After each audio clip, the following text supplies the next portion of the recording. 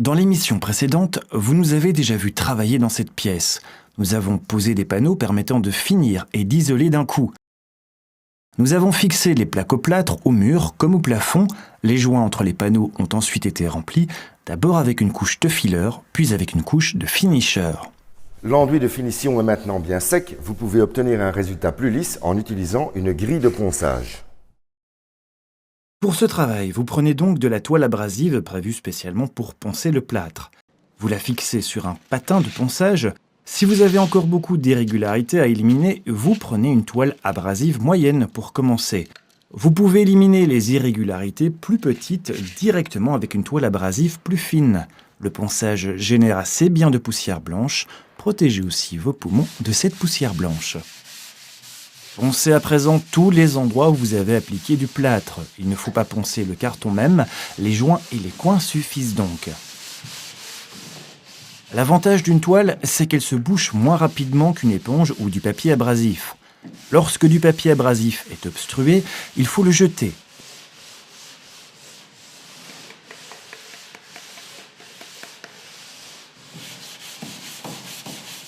Pour les coins de carton-plâtre, il existe aussi une éponge abrasive spéciale. Cette éponge présente un angle aigu, vous pouvez ainsi poncer un côté dans le coin sans endommager le côté adjacent avec le côté de votre éponge abrasive ou patin de ponçage.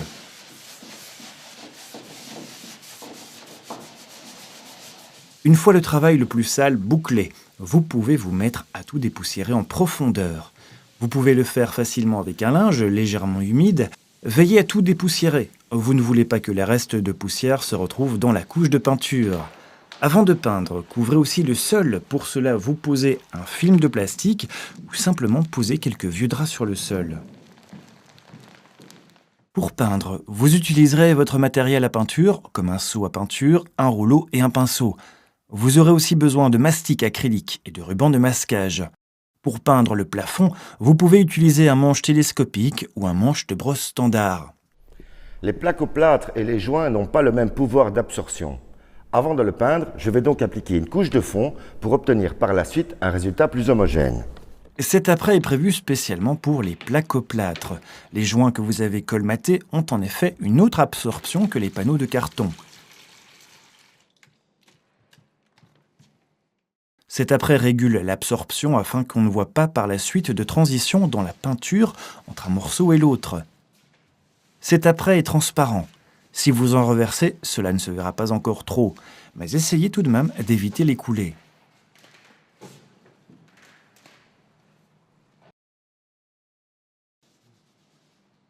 Cet apprêt sèche relativement vite. Pendant le séchage, vous pouvez déjà protéger les parties que vous ne devez pas peindre, comme par exemple autour de la fenêtre ou d'autres éléments. Utilisez pour la fenêtre un ruban de masquage de peintre convenant pour les surfaces lisses comme le plastique ou le verre. Vous pouvez à présent déjà appliquer la première couche. Nous optons ici pour un mur d'accent foncé, mais nous commençons par la couleur claire. Le plus facile consiste à commencer dans les coins. Avec un pinceau en pointe, vous les recouvrez facilement de la peinture nécessaire. Commencez en haut. Si vous peignez aussi le plafond, peignez-le d'abord. Si vous travaillez à deux, un des deux peut déjà commencer au rouleau pendant que l'autre peint les coins. Pour un plafond à hauteur normale, pas besoin d'échelle. Vous pouvez simplement monter votre rouleau à peinture sur un manche télescopique. Vous pouvez aussi utiliser un manche de brosse ordinaire et fixer votre rouleau à peinture dessus. Et je suis maintenant occupé à mettre la première couche de peinture pré-colorée sur notre mur. Le plus important, c'est ne pas le choix de la couleur, ça vous le ferez vous-même. Ce qui est important, c'est le nombre de mètres carrés. Pour pouvoir acheter la bonne quantité de peinture, vous allez trouver sur la notice du pot la quantité prescrite par mètre carré.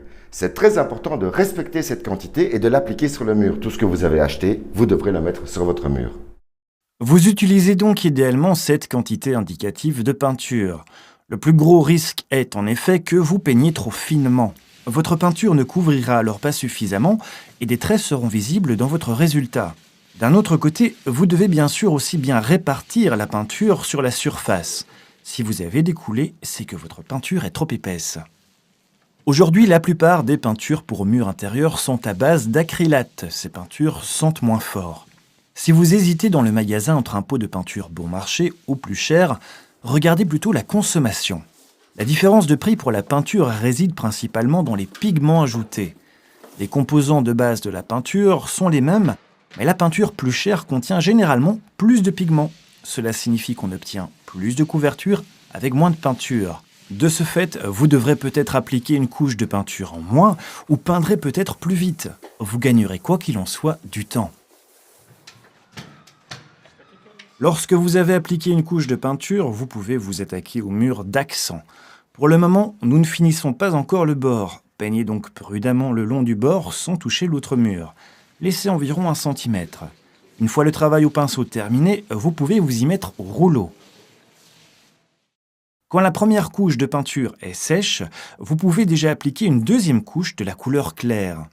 Quand nous avons 2 couleurs, nous avons une petite astuce pour faire la découpe dans les coins.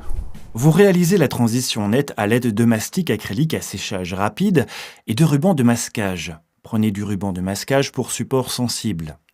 Collez à présent le ruban adhésif à environ un demi-centimètre du bord. En veillant à ce qu'il soit droit, il peut arriver que votre mur ne soit pas droit. Veillez donc bien à créer une ligne nette avec le ruban adhésif. Utilisez un bout de haut en bas.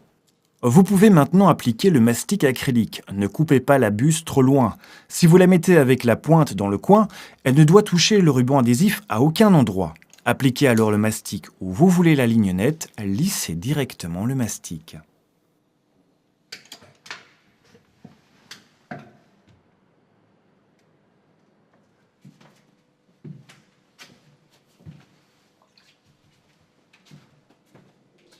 Avant même que le mastic soit complètement sec, vous peignez dessus avec votre pinceau en pointe. Répartissez bien la peinture et travaillez aussi, si vous le pouvez, un peu en vous écartant du bord.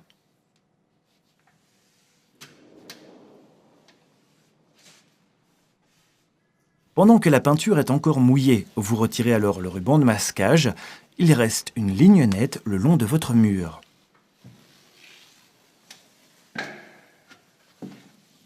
Vous pouvez à présent appliquer une deuxième couche sur le reste de votre mur d'accent. Veillez à ne pas heurter le mur voisin ni le plafond avec votre rouleau, ce serait bête de gâcher votre travail. Une pièce n'est rien sans une porte, mais nous allons fabriquer cette porte coulissante nous-mêmes avec quelques planches, une scie, de la colle à bois, des serre-joints et des clous. Avec un peu de vernis, nous collerons la porte. Pour pouvoir travailler facilement, vous fabriquez une aide dans laquelle vous pourrez poser la porte. Pour cela, vous vissez 2 planches sur un panneau en veillant à ce qu'elles forment un angle droit. Coupez d'abord vos planches sur mesure selon la bonne hauteur de votre porte. Posez-les dans votre aide jusque contre les 2 bords. Vous pouvez alors monter votre première planche transversale au bout.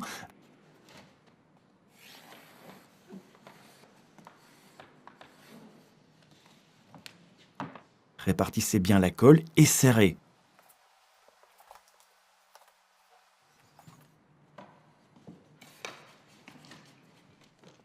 Les serre-joints maintiennent la planche transversale provisoirement en place. La fixation définitive sera assurée avec des clous. Ceux-ci resteront visibles. Nous déterminons donc la position avec un maximum de précision. Vous pouvez ensuite mettre les clous à leur place. Nous optons pour des raisons purement esthétiques pour des clous en cuivre. Pour la robustesse, nous prenons des clous avec tête. Grâce à la tête, la planche transversale est pressée contre les autres planches.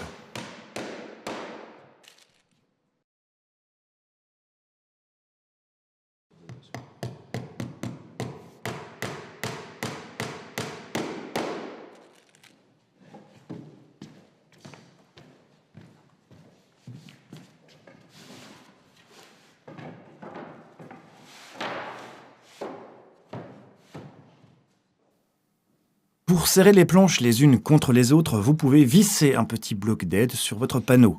Si vous enfoncez alors une calentre, les planches seront automatiquement pressées les unes contre les autres.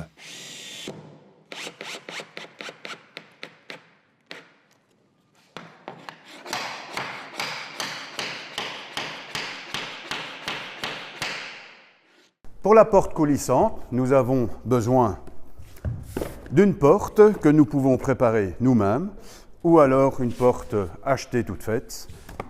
Il faut aussi un rail qui a minimum 2 fois sa largeur, un kit avec les roulettes, avec l'arrêt de porte et le guide, dont il faut faire une saignée dans le bas de la porte et que nous allons présenter maintenant.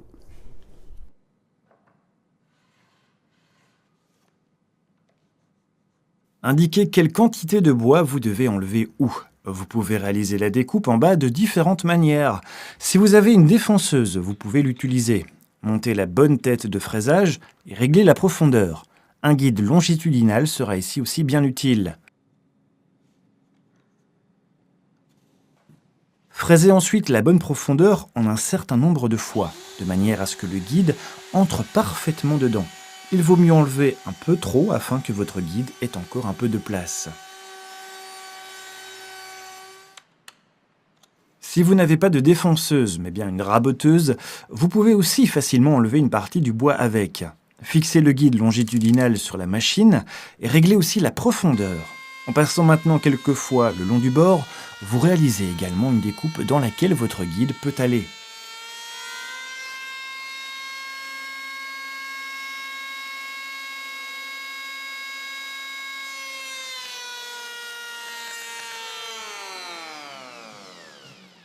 Et si vous n'avez aucun de ces appareils électriques, vous pouvez aussi prendre simplement votre marteau et votre ciseau. Vous pourrez ainsi aussi enlever une partie du bois rapidement et facilement. Laissez à nouveau un peu de jeu.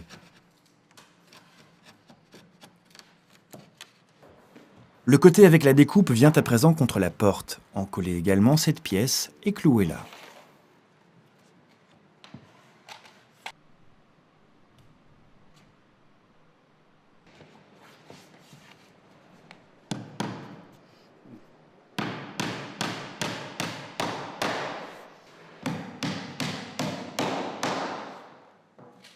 Pour compléter notre porte coulissante, nous posons encore une planche en biais sur la longueur de la porte. Mettez-la en place et indiquez où il faut la scier. Vous pouvez le faire à la main ou avec la tronçonneuse.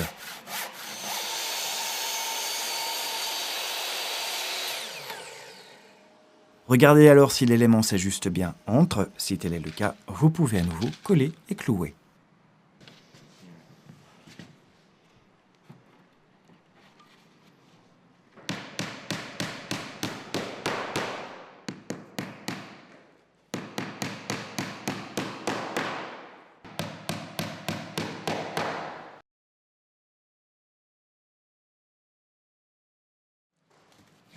Avant d'entamer la finition, vous poncez un peu la porte. Effacez les traits de crayon en ponçant et préparez le bois pour la finition. Nous optons pour une finition relativement simple. Nous appliquons d'abord une couche de vernis foncé pour accentuer la structure des nervures. Ensuite, nous appliquons au-dessus un certain nombre de couches de vernis plus clair. Il confère à la porte un ton plus clair se fondant dans le style de la pièce. La porte même est prête. Il reste encore la fixation. Pour cela, vous prenez le kit avec la ferrure et le profilet de roulement. Vous utiliserez également une perceuse visseuse et un niveau. Vous aurez aussi besoin d'une clé plate. La porte est prête. Nous allons placer maintenant le rail et marquer tous les points d'attache avec un niveau à bulle. Pour cela, nous prenons la longueur de la porte, plus nous rajoutons la mesure qui est indiquée sur le plan qui accompagne le kit de fixation.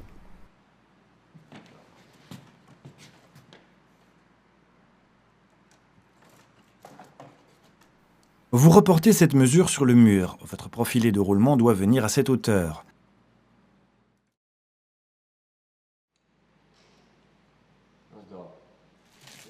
Tout le matériel pour fixer le profilet de roulement est fourni. Ils se font ainsi aussi dans le style du reste de la pièce.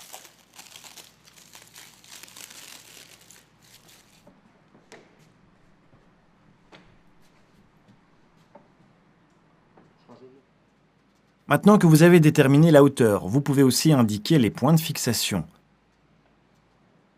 Regardez avec un niveau si tous les points sont bien à la même hauteur. Cela est important. Si votre profilet de roulement n'est pas de niveau, votre porte s'ouvrira ou se fermera d'elle-même et il vaut mieux l'éviter.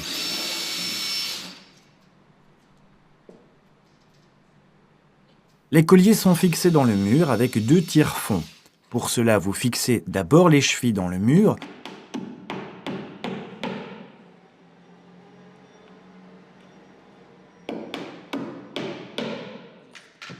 une rondelle entre le collier et le tire-fond vous évitera d'endommager le collier. Si vous avez une mèche pour tête hexagonale sur votre perceuse visseuse, vous pouvez aussi l'utiliser pour serrer les tire-fonds. Vous pouvez alors fixer le profilet de roulement sur les colliers avec les boulons fournis. L'ensemble sera ainsi coordonné. Avec une clé plate, vous serrez bien l'écrou.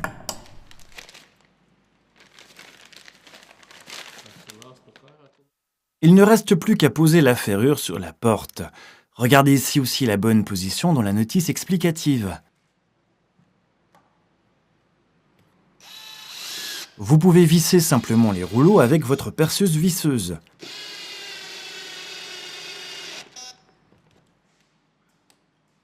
Pour que la porte coulissante ne tombe pas du profilet de roulement, des arrêts sont montés. Vous pouvez déjà monter l'élément venant sur la porte.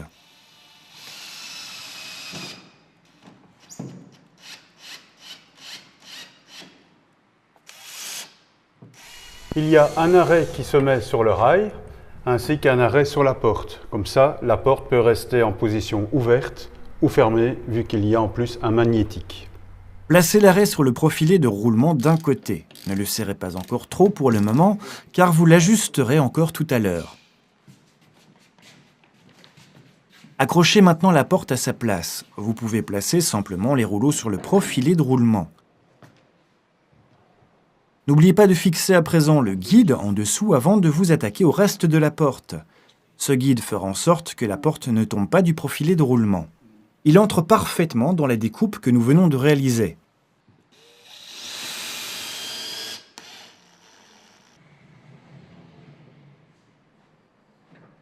Il ne reste plus qu'à positionner les arrêts afin que la porte reste ouverte ou fermée dans la bonne position. Pour empêcher que la porte ne sorte de son rail, nous mettons la sécurité que nous serrons et cela sécurise la porte. En guise de finition, nous posons encore une poignée afin de pouvoir ouvrir et fermer la porte facilement. La pièce est finie, nous pouvons la meubler. Nous l'avons peinte et nous avons placé une porte coulissante que nous avons fabriquée nous-mêmes. Et moi je vous dis à la prochaine pour un nouveau projet.